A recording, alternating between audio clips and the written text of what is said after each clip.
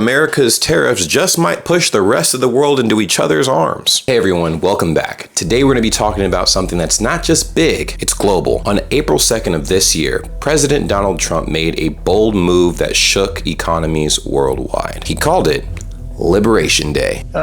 European Union, they're very tough, very tough traders. You know, you think of European Union, very friendly. They rip us off. It's so sad to see. It's so pathetic. 39%, we're going to charge them 20%, so we're charging them essentially half.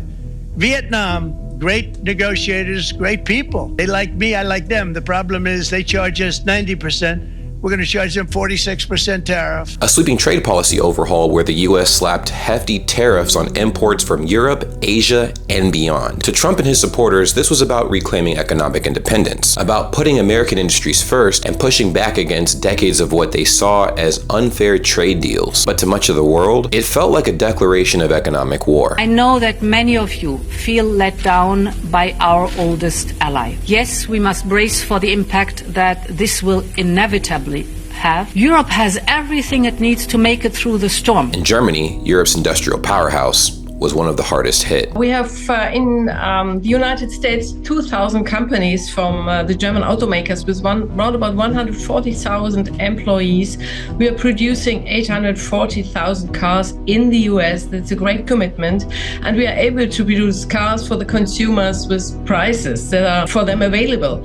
This kind of tariffs leads only to a spiral of protectionism. The products will be much more expensive. We will higher inflation rate, and that causes all the consumers in the US. In fact, the European Union called the move illegal. Even China responded with tariffs of its own. And the global markets, well, let's just say they didn't take the news lightly. So in this video, we're going to unpack exactly what the Liberation Day tariffs are, how they work, why they matter, and what they could mean for everything from your retirement fund to your next car. We'll also explore the international fallout, Germany's fiery response, the likelihood of a recession, and whether or not we're headed into a new era of protectionism, or just another chapter in a long trade war saga. This is far more than just economics. It's power, politics, and the future of global trade. So, let's get into it. As I mentioned earlier, April 2nd, 2025, President Donald Trump declared what he termed Liberation Day. My fellow Americans, this is Liberation Day. Introducing a series of tariffs aimed at rectifying perceived trade imbalances and protecting American industries. These tariffs imposed a baseline 10% duty on imports from nearly all nations, with significantly higher rates for specific countries. For instance, China had an additional 34% tariff added to it, totaling 44% on all Chinese imports. And the European Union was hit with an additional 20% tariff, culminating in a 30% tariff on EU goods. Japan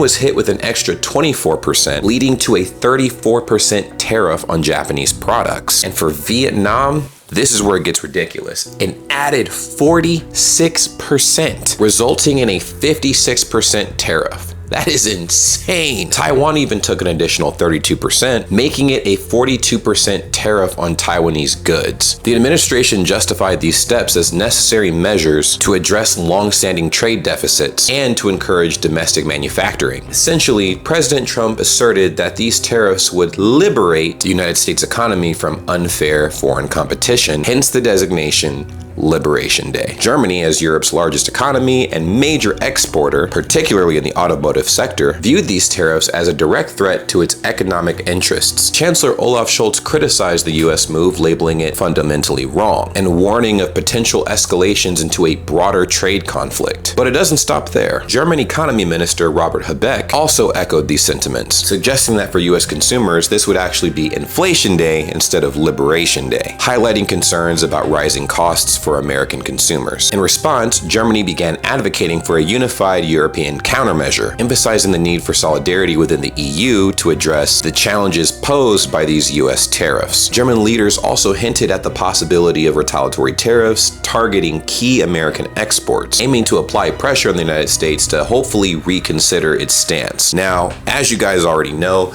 the European Union collectively condemned the United States tariffs, describing them as illegal and detrimental to the principles of free trade. So EUs banded together and decided to retaliate in unison, emphasizing the importance of a coordinated response to uphold the integrity of the global trade system. President Trump, of course, we have to reflect what consequences this has specifically to a lot of people on the ground. And regarding the justification, I took yesterday night my time to read this booklet about the justification. And I have to say, you find 30 pages about the European Union and more or less a comprehensive overview of all our legislation. And this gives a clear indication that President Trump is not really looking on tariffs, because the average tariff between European Union and US is 5%, so much below the 20%. And if you took the real volume of trade on this tariff, because we have a lot of products also tariff-free, we are around about 1.52%. At the same time, we are prepared to respond. We are already finalizing the first package of countermeasures in response to tariffs on steel. And we're now preparing for further countermeasures to protect our interests and our businesses if negotiations fail. The EU strategy not only considered counter tariffs on American goods, but also strengthening other relationships with major trading partners. The Federation of German Industries called on the EU to coordinate its reaction with other nations, aiming to mitigate diversionary effects on international trade and to present a united front against the US protectionist measures. Let's talk about the immediate impact on the global stock market. As you can imagine, the announcement of the Liberation Day Tariffs had an immediate and profound impact on the entire globe. US stock indices experienced significant declines. The S&P 500 dropped 6%, NASDAQ fell by 5.8%, and the Dow Jones Industrial Average decreased by 5.5%. This market turmoil resulted in a staggering $6.6 trillion loss in market value in, get this,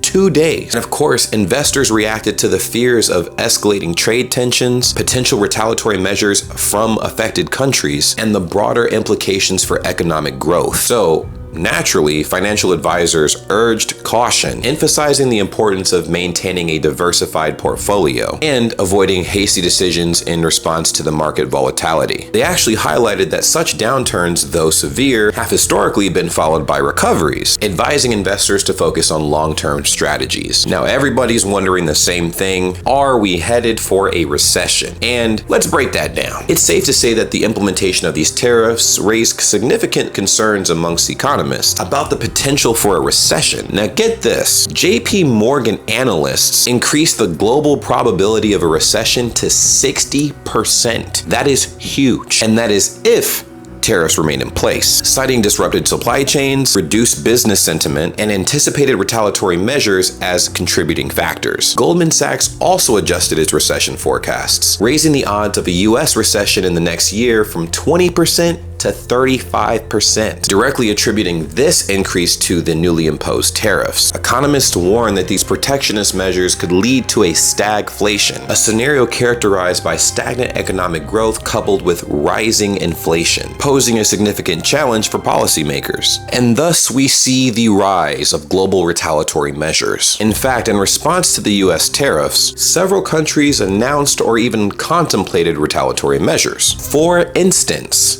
China imposed a 34% tariff on all US imports, targeting key sectors like agriculture and automotive. Oh, and the European Union prepared a list of American products to be subjected to these counter tariffs, focusing on politically sensitive industries to apply more pressure on the US administration. Now, with other nations, countries like Vietnam, India, and Israel, well, they initiated talks with the US in hopes of somehow securing some kind of exemption. Everybody's concerned at this point about the long-term geopolitical consequences. And we're about to dive into that. Beyond economics, Trump's Liberation Day tariffs are causing major geopolitical shifts. Trade isn't just about money. It's about influence. As the US throws up its walls, other nations are banding together as we speak. For instance, the EU is actually deepening economic ties with China and Latin America. Meanwhile, the BRICS nations, Brazil, Russia, India, China, South Africa, are pitching themselves as an anti-Western economic alternative, using the tariffs to prove that the US is not a stable trading partner. In Europe, calls for economic sovereignty are growing louder. Leaders like Emmanuel Macron have revived proposals for a Buy European initiative, echoing Trump's own Buy American messaging. This is where it gets a little concerning. See, the US's aggressive stance is also fueling calls within the EU to reduce the dependence on the US dollar, as well as American technology. In fact, some nations have already begun shifting away from US chip makers and cloud services, citing both economic and national security concerns. Meanwhile, developing nations that have historically relied on the US markets for exports are being forced to reevaluate. Countries like Vietnam, Malaysia, and Thailand are quietly pivoting towards regional trade groups like Asian and China's Belt and Road Initiative. In short, America's tariffs just might push the rest of the world into each other's arms. So, how does this end? And is there a way out? Possibly, but it depends on political will. You see, the European Commission has left the door open for negotiations, and some US business groups are already lobbying for exemptions or adjustments. There's actually some talk in Washington of forming trusted trade partner carve-outs, where countries could be exempt from tariffs if they agree to tighter trade conditions and concessions. But here's the thing, Trump has made these tariffs as part of his 2025 campaign identity. Backing off could seem like a weakness by his own supporters. So that would basically mean any resolution in theory would have to be disguised as a deal that still looks tough on paper. That could also mean bilateral negotiations with Germany or a reset trade framework with the EU that rebrands existing arrangements but keeps some tariffs intact for show. In the meantime, legal challenges in the World Trade Organization are already underway, but those take months and sometimes even years to resolve. And let's be honest, Trump does have a history of dismissing international arbitration when it doesn't go his way. Ultimately, whether or not this ends in a new trade war or global order completely depends on what happens in the next 6 to 12 months. If recession pressures mount and global supply chains remain strained, there may be enough economic incentive to force a compromise. But for now, we are in uncharted territory and the world is holding its breath. So let me know what you guys think in the comments down below. Oh my gosh, this has been a circus. I'm not gonna lie, and I don't know what is going to happen next. I don't think anybody can predict what will happen next. But if things keep going the way that they are going, I can guarantee it'll only get worse. Let me know what you guys think in the comments down below. Please subscribe and I'll see you soon. Peace.